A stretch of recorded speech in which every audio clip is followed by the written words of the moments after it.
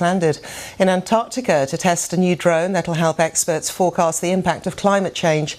The device will enable researchers to access parts of the continent that were previously out of bounds because of the harsh weather conditions. Our climate reporter Georgina Renard reports.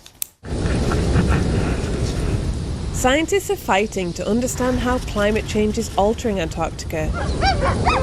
Decades ago, they travelled by foot and paw before taking to the air.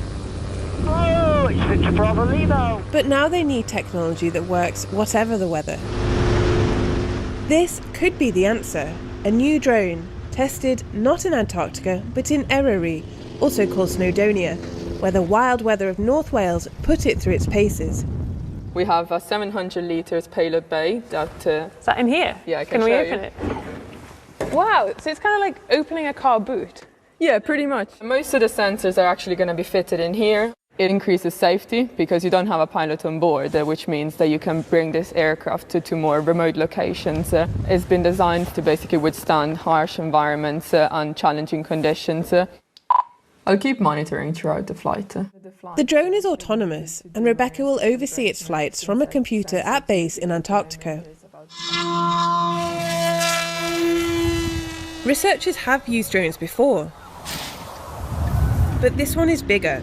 It can travel up to 1,000 kilometres in one trip and needs just a fraction of the fuel a traditional plane uses, so it's also better for the planet. Joining Rebecca will be scientist Tom Jordan. He's mapped Antarctica before, but now he needs more data. He'll use radar on the drone to draw a picture of what's under the ice sheets to help predict how fast they could melt. So these spiky bits in the middle, this is actually a mountain range about the size of the European Alps. And looking around, you can see other areas which look suspiciously smooth.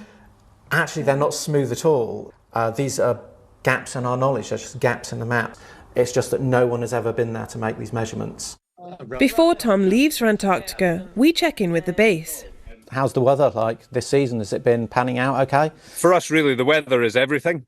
We only fly when conditions are conducive to flying.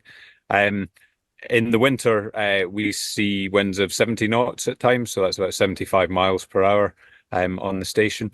The landscape you can see behind me, it will certainly be flying over there. They'll be carrying out survey work and environmental measurements in that area and wider afield also. This drone won't stop the ice melting, but the knowledge it gives us will help us prepare for our planet's future. Georgina Renard, BBC